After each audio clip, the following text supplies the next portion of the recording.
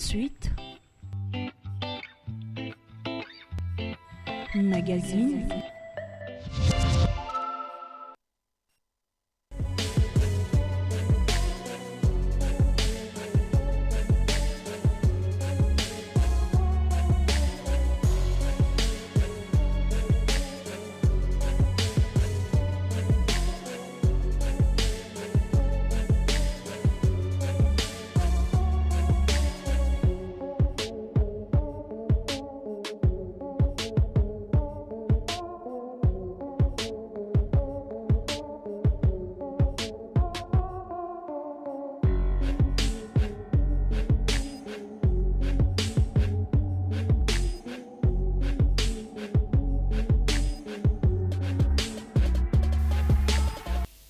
Mesdames, Messieurs, merci de rejoindre à ces grands rendez-vous, les rendez-vous des créateurs RDC, votre émission qui met sous projecteur les entrepreneurs congolais, les entrepreneurs qui ont bien voulu faire évoluer et contribuer au développement de la RDC.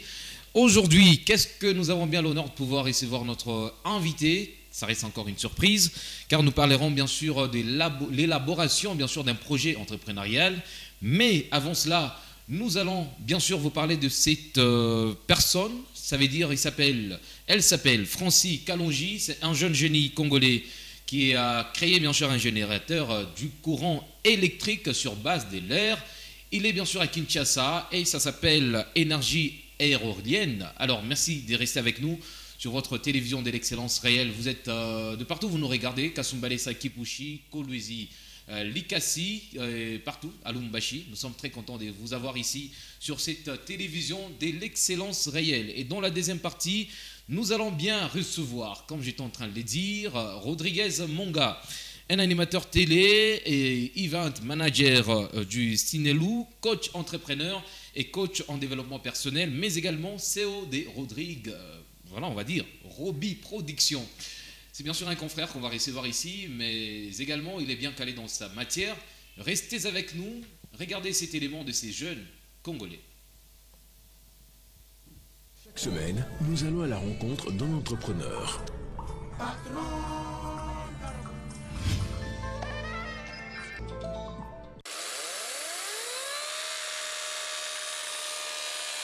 Bokondima te kasi ezali ya solo na Kinshasa kosalela énergie éolienne ezali possible na mayele po boyebi elenge mobali ya 19 ans o na kombo ya Franci Kalonji. Sima ya kokanisa pe ba recherche akeli GFAC, générateur Franci à air comprimé na nzela ya ba bonbon bozali komona.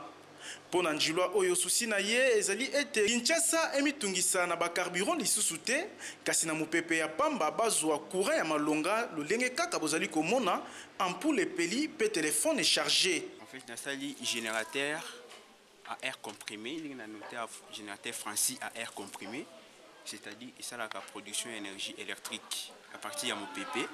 En lieu et place, il y a carburant. Tu utilises le carburant, on a sali la mise courant à partir de mon PP. Pour les moments, ils ont pour l'éclairage, on a chargé mon partenaire va financer afin que le projet, on a 6 projets. C'est pareil, électroménager, mais on a à partir de mon PP. Au lieu de carburant, on a pour la dépense. Donc, la dépense c'était en plus, il y a carburant, ils ont dégagé des gaz toxiques, ils ont bien été, ils ont ça la pollution, il y a l'air. Tant que mon PP, corps, ils très important. Ils ont permettre la respiration à biso parce qu'ils contiennent oxygène, il y a azote, il y a malgré qu'on les to continue à causer la babilo ils ont dégagé des gaz bongo. Ils ont bien été pour la biso.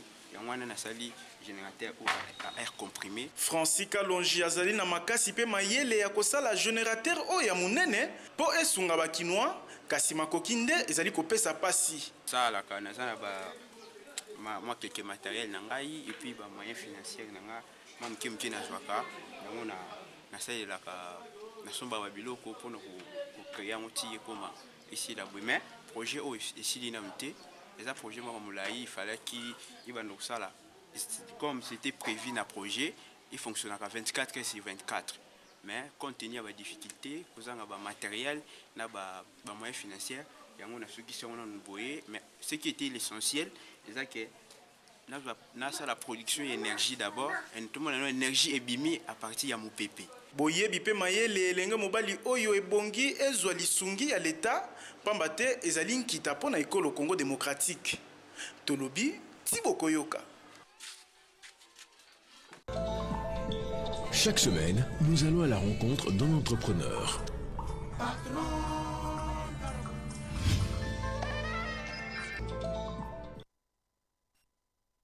Alors, Francis Kalonji, un jeune Congolais qui a mis en place cette structure, c'est justement pour donner de l'énergie électrique. Au lieu de dépenser le carburant, en fait, de le faire dépenser de l'argent, mais justement avec de l'air, vous avez le courant chez vous à la maison. C'est à encourager. Et coup de chapeau à ces jeunes Francis Kalonji, un jeune Congolais, il faut le dire, parce que vous êtes dans RDC, Rendez-vous des créateurs, une émission qui met sous projecteur les entrepreneurs congolais. Mesdames, Messieurs, comme je l'avais dit, il est avec nous aujourd'hui et juste après la transition, vous allez bien sûr les découvrir. Chaque semaine, nous allons à la rencontre d'un entrepreneur.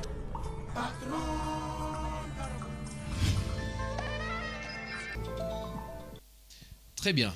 Il s'appelle Rodriguez Monga. Vous le connaissez peut-être. C'est un animateur télé. Il est coach en entrepreneuriat, donc coach entrepreneur. Il est coach également en développement personnel, vous le savez bien. Un peu de motivation sur les réseaux. Peut-être vous êtes tombé une fois sur ses vidéos. Il est également manager, event du Cinélou. Et puis, il est CEO des Roby Productions, qui est bien sûr sa structure. Bonjour et bienvenue. Bonjour Emmanuel, et j'ai dit bonjour aussi à toutes ces personnes qui suivent ce grand programme RDC. Et très honoré d'être ici. Déjà, ce n'est pas la première fois. La deuxième fois d'être ici à Faya TV, c'était justement dans Bonjour le Mag. Donc c'est toujours un grand bonheur et un grand plaisir. Merci de l'invitation. Merci bien. Avec vous, nous allons bien sûr parler sur l'élaboration du projet entrepreneurial. Et on se dit déjà aujourd'hui qu'on a beaucoup d'entrepreneurs. Mais on se dit, je suis entrepreneur. Mais le projet, comment l'élaborer, on ne sait pas. Mais avant de commencer, dites-nous un peu, qu'est-ce que l'entrepreneuriat?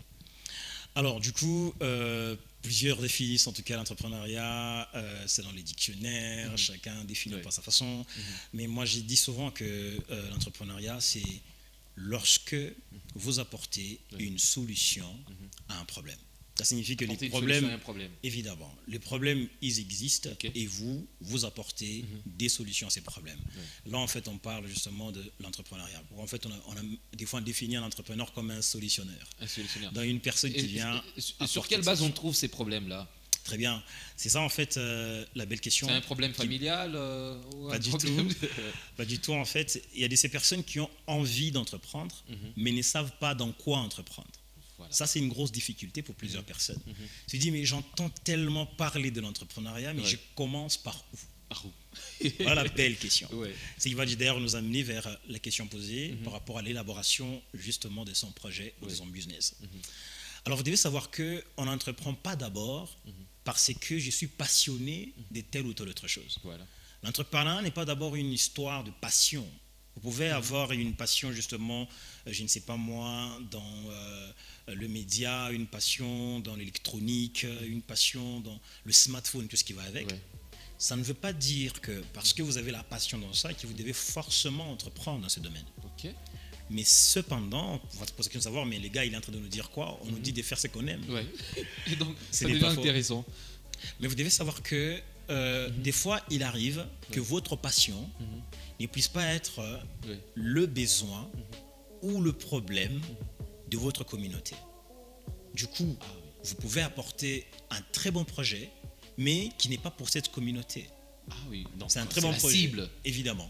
C'est un très bon projet, mais peut-être qui va beaucoup plus en fait concerner les gens du Canada. Mais vous apportez ça à Lubumbashi. Échec total. Et du coup, qu'est-ce qui se passe? C'est qu'on commence... On part d'échec en échec, on essaie des formations, des choses en choses, mais on se rend compte après que la chose ne tient pas. Pourquoi? Parce que le business ne correspond pas à la communauté. Il faut faire correspondre le business aux besoins de la communauté.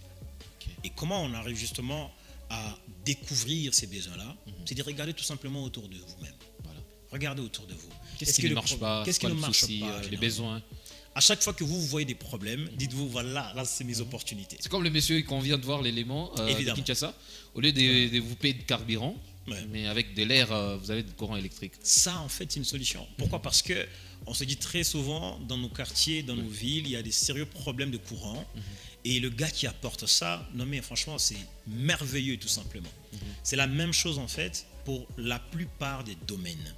Vous ne devez pas entreprendre sans pour autant jeter un petit coup d'œil dans votre communauté, autour de vous, regardez quels sont les problèmes dont votre projet sera une puis solution. Vous lancez.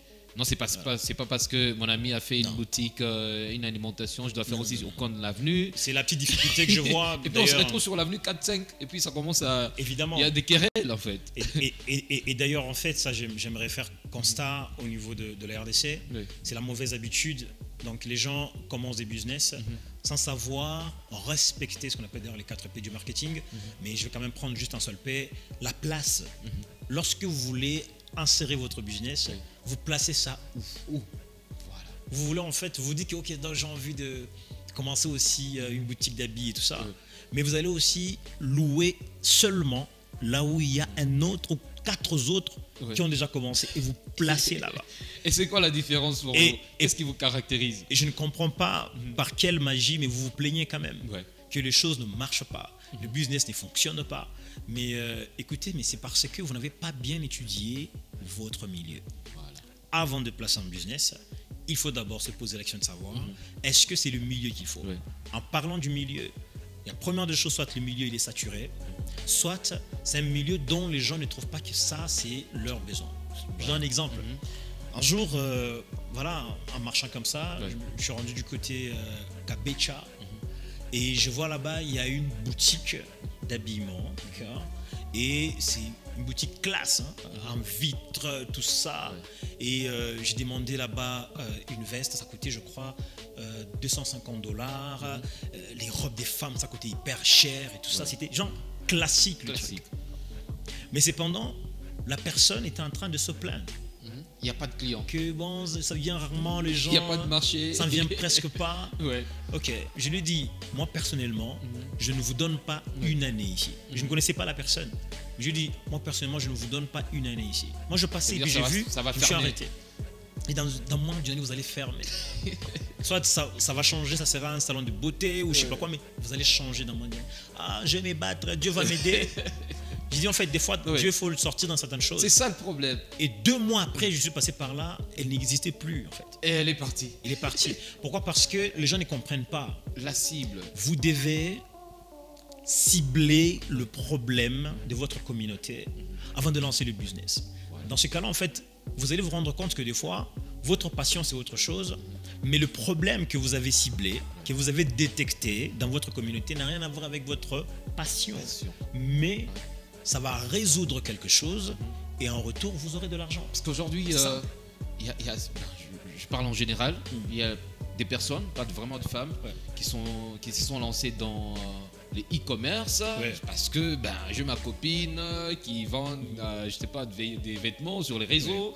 Moi, si je veux faire des commandes, je vais donner dans mon quartier, on va faire ça et puis j'aurai de l'argent. Mais je me dis, c'est vraiment une passion ou c'est l'influence de sa communauté ou de son entourage? Ça, c'est juste l'influence. D'ailleurs, les dames, elles font généralement ça. Et moi, c'est qui me déplaît un peu de ces côtés-là. Et puis après, toutes elles sont entrepreneurs et tout ça.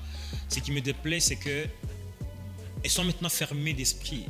C'est fini. Lorsque telle fait telle chose, elle va faire la même chose. Elle n'a pas le temps de réfléchir pour se dire qu'est-ce que je peux faire d'autre en regardant autour de moi ce qui ne marche pas. Je donne l'exemple avec le secteur agri-pastoral, l'élevage, tout ce qui va avec. Non, mais je vois presque pas des jeunes dames s'élancer dans ça. Mais je vais devoir vous choquer peut-être, mais c'est un domaine qui donne énormément d'argent. Vous avez par exemple l'élevage de lapins et tout ce qui va avec. Combien en font ici? Presque pas, c'est très rare. Mais c'est un secteur qui vous donne beaucoup d'argent. Moi, je vous dis, moi j'ai vu ça en Côte d'Ivoire, j'ai vu ça au Bénin, mais j'ai vu des jeunes filles se donner à fond sur ça. Non, mais c'est merveilleux. C'est hyper merveilleux. Et il y a, d'ailleurs, en fait, peut-être on n'a pas beaucoup de temps, mais sinon, je me ferai ce plaisir de partager quelques petits business, d'accord, aux jeunes qui peuvent faire là maintenant et se lancer. Ceux qui nous regardent en ce net moment. Évidemment, en ce net moment. C'est un cadeau pour les téléspectateurs. Cadeau. Évidemment, okay, mais ça viendra après. Avant d'y arriver, oui. Et déjà là, nous sommes dans l'élaboration d'un projet. Évidemment. Vous avez parlé bien de la passion. Pour vous lancer, il faut vraiment avoir de la passion d'abord et cibler votre communauté. Ouais. Comme je disais, en fait, d'ailleurs. Avoir bien sûr les besoins. Yeah. Et déjà, c'est quoi les étapes, justement? Les étapes à respecter. Évidemment. Indispensables pour l'élaboration d'un projet. Il y a une méthodologie à suivre. Il y a chez nous, en fait, ce qu'on appelle dans notre hub, dans notre incubateur, en fait, ce qu'on appelle ces méthodes Lean. D'accord. Ça signifie, on commence d'abord par ce qu'on appelle le canevas des problèmes. Lorsque l'on a déjà son projet, d'accord, on a détecté que non, moi mon projet c'est celui-ci, j'ai regardé autour de moi, le problème c'est celui-là, et finalement je vais me lancer. Dans ce cas-là, on va maintenant commencer la méthodologie. Là, vous êtes avec un incubateur qui vous accompagne. Et on commence avec ce qu'on appelle... Justement, l'incubateur. C'est quoi ou c'est qui un incubateur? Un incubateur, c'est en définition simple, c'est juste un accompagnateur des entrepreneurs. Voilà, donc là, il faut chercher un accompagnateur. Évidemment. Soit vous êtes dans un incubateur, c'est pas une seule personne. Un incubateur, c'est cet ensemble, groupe, évidemment, de tout ça qui vous accompagne après et qui vous met aussi au devant de plusieurs opportunités. Oui. Alors, du coup, en fait, vous avez d'abord, premièrement, à travailler sur ce qu'on appelle le canevas des problèmes. Le canevas des problèmes, c'est un canevas qui vous permet de détecter très bien les difficultés, des problèmes de vos clients. Et au-delà de ça, en fait, sur ce même canevas, parce que c'est composé de 6 cases, vous allez trouver en fait une case où on parle des alternatives. Ça signifie qu'il peut arriver, vous, si vous avez besoin de manger par exemple du maïs, mais que vous ne trouvez pas le maïs tout près de chez vous. Qu'est-ce que vous faites? Vous allez chercher des alternatives. Où est-ce que je peux trouver le maïs? C'est la même chose en fait avec le client dans divers domaines. Lorsqu'il ne trouve pas la chose qu'il veut, il commence à chercher dans sa tête quelles sont les alternatives, il peut aller où, il peut aller chez qui, il peut trouver ça où. D'accord. Lorsqu'il ne trouve pas ça chez vous. Alors, sur le même canevas là-bas, il y a une case qui parle justement ici des défauts des alternatives. Ça signifie quels sont les défauts de là où la personne va aller chercher qui feront en sorte que, ben voilà, en tout cas, ce n'est pas intéressant. Moi, avec mon projet, je vais devoir, bien évidemment, gérer cette situation. Donc, les défauts de l'autre, évidemment, vont faire votre force. Évidemment, en fait. Ce qui se passe, c'est quoi? C'est que lorsque les clients cherchent quelque chose et qu'ils ne trouvent pas cette chose, il va devoir maintenant chercher ça ailleurs, dans plusieurs coins, plusieurs angles, tout ce qui va avec. Je vais essayer, bien évidemment, de vous donner un exemple. Pour une personne qui se dit, moi j'ai envie qu'on me livre une pizza à la maison. Voilà. Mais après, il regarde, il ne sait pas trouver une agence ou un restaurant qui peut facilement livrer la pizza. Voilà. Alors du coup, il est obligé de se déplacer. Ou s'il ne se déplace pas, il peut envoyer quelqu'un. Et en envoyant quelqu'un, par exemple, on va lui apporter la pizza, mais ce n'est pas la pizza qu'il voulait. D'accord. Ça, c'est un défaut des alternatives. Ou encore, il va dépenser aussi de l'argent, parce qu'il faut donner de l'argent de transport à cette personne, d'aller chercher. Et ça, sont des défauts de la solution qu'il a cherchée en n'ayant pas trouvé ce qu'il voulait au départ. D'accord? C'est ce qu'on appelle les défauts des alternatives. Et après, en fait, ça c'est la première des choses, ou encore le premier canevas. C'est le canevas des problèmes, que je n'aimerais pas... Donc là, c'est identifier d'abord les problèmes. Beaucoup de temps pour ça, évidemment. Et après ça, en fait, nous allons passer à ce qu'on appelle les interviews. La période des interviews, un peu ce que les journalistes font, évidemment, mais vous irez interroger ou interviewer ce qu'on appelle le persona. Le persona, en fait, ici, c'est le prototype de votre clientèle. Ça signifie l'image que vous faites de votre client. Vous dites non, c'est une personne qui peut ressembler à ça, c'est une personne qui peut avoir tel âge, c'est une personne qui travaille à Faya TV, c'est une personne, vous avez une image comme ça. Vous vous imaginez. D'accord. Et ensuite, après vous avoir fait cette image, vous devez maintenant aller sur terrain. D'accord. Parce que vous dites que c'est une personne qui travaille à Faya TV. Du coup, vous allez maintenant à Faya TV pour aller chercher cette personne-là et dire, vous allez bien, en tout cas, moi, c'est Emmanuel, mon projet parle de telle ou telle autre chose. J'aimerais en tout cas vous parler pendant quelques minutes. Pourriez-vous m'accorder 10 minutes, par exemple, pour qu'on en parle? D'accord, parfait. En tant qu'entrepreneur. En tant qu'entrepreneur. Et là, vous posez des questions direct à la personne, des questions précises par rapport à votre produit, mais pas directement, genre comment trouvez-vous mon produit? Non. Là vous allez biaiser. Là vous allez biaiser l'interview. Et la personne peut vous dire ouais c'est un bon produit, c'est cool, c'est bien. Et en fait vous n'aurez pas la réalité. C'est par exemple si c'est dans les domaines où la personne vend des pizzas et tout. Mais quelle difficulté avez-vous eu par exemple à trouver une pizza quand vous voulez en manger? Vous ne parlez pas de votre pizza. Non, généralement, en fait, quand je veux manger une pizza, c'est difficile, je dois me déplacer et tout ça. Moi, ça m'énerve très sérieusement et tout ça. Et ça, c'est une grosse difficulté pour moi. Alors du coup, ok, d'accord, ça va. Et si par exemple, il arrivait qu'on vous dit non, vous commencez à vous livrer une pizza, ça vous intéresserait? Bien sûr, c'est ce que je veux et tout ça. D'accord, ça va.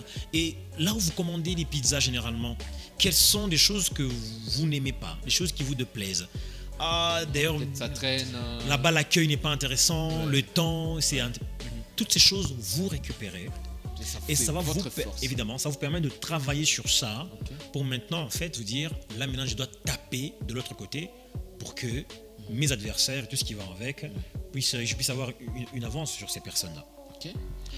La difficulté c'est que les gens se lancent dans des business sans pour autant jeter un coup d'œil vers leurs concurrents. Les concurrents, les défauts. Vous devez jeter un coup d'œil sur votre concurrent. Vous devez même visiter votre concurrent. On ne se réveille pas le matin, on se dit je suis entrepreneur. Ne vous faites pas des adversaires. Non, ne vous faites pas des adversaires pour rien en fait. Faites-vous des concurrents. Les concurrents existent et vous devez en fait visiter ces concurrents-là. Vous devez percer leurs secrets. Et ce qui est marrant, leur pouvoir des réussites, c'est quoi? Il y a une dame qui a tomates, oignons à côté, et moi je me dis je vais faire aussi des oignons, tomates, et on est là, et après on a des problèmes. Et pourtant il fallait bien identifier le problème de la voisine pour me créer. Évidemment, c'est très important. Et vous pouvez évoluer dans le même domaine. Moi je conseille généralement à mes entrepreneurs, c'est que lorsque vous êtes dans un domaine, cherchez les gens du même domaine qui ont déjà réussi, qui ont déjà fait des grandes choses, des grands business dans ça, qui se font des grands chiffres d'affaires. Allez visiter ces personnes-là. Allez percer leurs secrets. Dans l'entrepreneuriat, la tricherie, elle est permise. Vous devez tricher. Si vous êtes un entrepreneur, vous devez espionner. C'est important. Mais on ne dit pas de faire du copier-coller. Si vous faites du copier-coller, désolé pour vous, vous allez échouer. Vous espionnez et puis récupérez ce qu'il y a des bons. Maintenant, au-delà de ça, mettez maintenant votre touche particulière. Lorsqu'on regarde, on se dit votre valeur ajoutée, c'est laquelle? Vous dites la mienne, c'est celle-ci. Et là, vous allez de l'avant, tout simplement. Donc ça là, j'exhorte toujours à mes entrepreneurs de faire. Interview, d'accord? Et après les interviews, on sait maintenant ce qu'il y a à faire. Là, on passe à ce qu'on appelle test carte ou la carte des tests, d'accord? La carte des tests ici, en fait, c'est, en tout cas, qu'est-ce que, en fait, c'est une carte qui nous apprend avec des hypothèses. Sur cette carte, là, il y a aussi 6 cases. Il y a la case, en fait, qui parle des hypothèses. Sur l'hypothèse, en fait, ici, c'est je crois que, je ne sais pas encore. Je crois là, que. Je crois que, je suis encore dans les je crois. Je crois que les gens à Lubumbashi ont une difficulté à se servir par rapport aux légumes bio. Je crois que, je ne sais pas encore que c'est encore vrai, mais je crois que c'est une difficulté pour les gens de Lubumbashi d'avoir des légumes bio. Ou encore le kikanda. Ou encore le kikanda par exemple, ou le kikanda de qualité. D'accord. Ils ont du mal à avoir le kikanda de qualité. Alors du coup, qu'est-ce qui se passe? C'est que moi, je vais devoir maintenant descendre sur terrain pour jeter un petit coup d'œil à toutes ces personnes que je considère comme étant mes personas, leur poser des petites questions. Et là, il faut tomber sur les inconnus ou bien... En fait, attention avec ça, c'est pourquoi on parle le persona. Le persona, en fait, c'est un modèle qui symbolise votre client. Ça signifie que vous devez avoir en fait une idée, l'échantillon en fait de votre client. Vous vous dites ça, il peut ressembler à ça. Ça c'est une chose. Maintenant, après en fait la carte test, vous devez maintenant passer à ce qu'on appelle la carte d'apprentissage. Au niveau de la carte d'apprentissage, ici, vous avez fait le terrain avec les interviews, vous avez fait le terrain avec la carte test. Vous êtes maintenant au niveau de la carte d'apprentissage. Ici, vous avez appris des choses que vous devez maintenant mettre. Votre hypothèse reste la même, d'accord? Je crois que, d'accord? Mais maintenant, après avoir fait le terrain, j'ai constaté que les gens ont besoin de légumes, mais je vais devoir valider mon projet si et seulement si 80% des personnes que j'ai visitées m'ont donné leur contact. D'accord. C'est ce qu'on appelle, vraiment un grand boulot, ça. Ce qu'on appelle un élément indicateur. Ok. D'accord. Un élément indicateur, ça se trouve sur le Caneva de carte test, carte d'apprentissage. Ouais. Malheureusement, les différents Caneva que je donne ici, on ne peut pas trouver ça sur Internet. Oui. Donc, ce sont des Caneva que l'on trouve uniquement sur nos hubs et nous, en tant qu'entrepreneurs, coachs qu'on accompagne. Donc, ça, c'est la carte d'apprentissage qui permet à l'entrepreneur maintenant de dire là c'est bon, il y a 80% qui m'ont donné, il faut que je puisse maintenant continuer avec le projet comme ça. Okay. Mais s'il y a moins de 80%, je dois maintenant savoir les moins là n'ont pas donné pourquoi. Qu'est-ce qui a fait en sorte que ces personnes ne puissent pas adhérer à la chose? Non, nous on n'aime pas parce que ton produit est cher, par exemple. Ah d'accord, dans ce cas-là je vais devoir maintenant travailler sur le prix, là c'est autre chose encore. Et après la carte d'apprentissage, on va passer maintenant au développement client. D'accord. Là, c'est aussi un autre Caneva à apprendre et qui permet justement d'avancer et qui va nous faire déboucher au niveau de ce qu'on appelle le Lean Startup. On va faire aussi ces Caneva-là de 9 cases. On va aller maintenant vers le BMC. Et donc, c'est vraiment tout un cours. Évidemment, c'est une méthodologie. Il y a ce qu'on appelle maintenant le BMC. Le Business Model Canvas, maintenant, que les gens connaissent peut-être, ça vient après. D'accord. Ça vient après, oui. Et que l'on arrive bien évidemment aussi à exécuter, ce qu'on appelle aussi les modèles économiques d'une entreprise. On va maintenant apprendre à l'entrepreneur comment il peut faire l'argent avec le modèle économique. Et ça ne se gagne pas du coup, hein? Pas du tout, ça vient avec le temps. Bref, en fait, c'est toute une méthodologie et nous, personnellement, nous donnons ça pendant 6 mois. 6 mois. 6 mois. Wow. C'est toute une méthodologie en fait, c'est outil par outil, par outil, et pour voir comment on peut avancer ensemble. Et donc je pense bien que c'est une grosse matière, qu'il faut vraiment être patient, évidemment, afin de pouvoir apprendre. Votre numéro de téléphone et voilà. Un petit mot à dire. Voilà, il y a une surprise à faire à tous les téléspectateurs. Okay. Vous avez la caméra. Ah d'accord. Alors le numéro des contacts c'est le +243 99 074 09 51. +243 99 074 09 51. En tant que coach. En tant que coach. Et puis vous pouvez me retrouver sur mes réseaux, donc mes pages. Rodriguez Monga officiel sur Facebook. Et voilà, donc je vous attends. Instagram Rodriguez Monga, LinkedIn Rodriguez Monga et voilà, TikTok Rodriguez Monga partout. Et c'était quoi le secteur à dire à tous les téléspectateurs où il faut évoluer en tant que... Ah d'accord, parfait. Donc peut-être je peux vous partager 2 petits business rapidement là, ou 3 ça dépend. Et premier petit business, si vous voulez justement entreprendre dans le secteur agro-pastoral, je vous recommande de faire l'élevage de lapins. C'est très rapide. Pourquoi? Parce que les lapins se reproduisent très rapidement. Okay. En tout cas, très rapidement. Donc, vous pouvez faire une vente rapide. Alors, votre vente, pour faire la valeur ajoutée et que vous soyez unique, vous découpez très bien votre petit lapin, vous emballez très bien dans des petits sachets magnifiques, déjà arrangés, d'accord? Et que vous donnez un petit nom, je ne sais pas moi, votre business peut s'appeler Lapino peut-être. Ouais. Et voilà, vous mettez le prix là-bas parce que pourquoi on peut arranger ça? Parce que les gens ont la flemme d'arranger l'animal avant de bouffer, ça prend du temps. Voilà. Vous arrangez ça très bien, vous mettez au frais et vous vendez ça. Ou encore, vous vendez ça sur pied pour celui qui veut acheter ça sur pied. Ça, c'est la première des choses. Deuxième des choses, l'élevage de porcs. Très intéressant. Dans un premier temps, vous avez besoin d'avoir tout simplement 2 femelles et un mâle. Okay. 2 femelles et un mâle. Et vous commencez par là. Et ça produit aussi très rapidement. Et ces petites histoires vous coûtent très cher. Troisième des choses, rapidement, là je termine par là déjà. Vous allez aller vers les choses, vers les locations. Et ce qu'on appelle par exemple les photobooths, que vous connaissez peut-être. Oui. Ça ne coûte pas très cher lorsque vous commandez cela en ligne. Ça vous coûte d'avoir jusqu'à $1000. Vous avez ça au niveau de Lubumbashi. Pour des vidéos en selfie. Et voilà, les gens sont là et vous tournez, trucs. C'est $1000, vous avez ça à Lubumbashi. Et lorsque vous faites louer ça, une seule fois, d'accord, dans une soirée, c'est à peu près $300. Wow. Alors du coup, sur 4 marchés, vous récupérez votre argent déjà, ou 3 marchés, vous récupérez votre argent et vous continuez à faire du business. Donc c'est une question de volonté. Merci bien Rodriguez Monga, c'était pour nous un grand plaisir de vous recevoir aujourd'hui ici dans RDC. Évidemment, c'est vraiment un grand plaisir d'être un RDC, donc j'ai l'impression d'être encore chez nous, un RDC. Ça, c'est la maison. Évidemment, donc merci Emmanuel, c'est toujours un grand plaisir d'être ici. J'ai dit merci à l'ensemble justement de l'équipe des Faya TV et à toutes ces personnes amoureuses justement de l'entrepreneuriat. Merci, on est ensemble. On est ensemble, mesdames, messieurs, c'est par là qu'on va finir. Vous êtes entrepreneurs, nous sommes là pour mettre sous projecteur vos activités. Merci bien à vous de nous avoir regardés. La rediffusion, c'est à 20h le mardi. Au revoir. Chaque semaine, nous allons à la rencontre d'un entrepreneur. Patron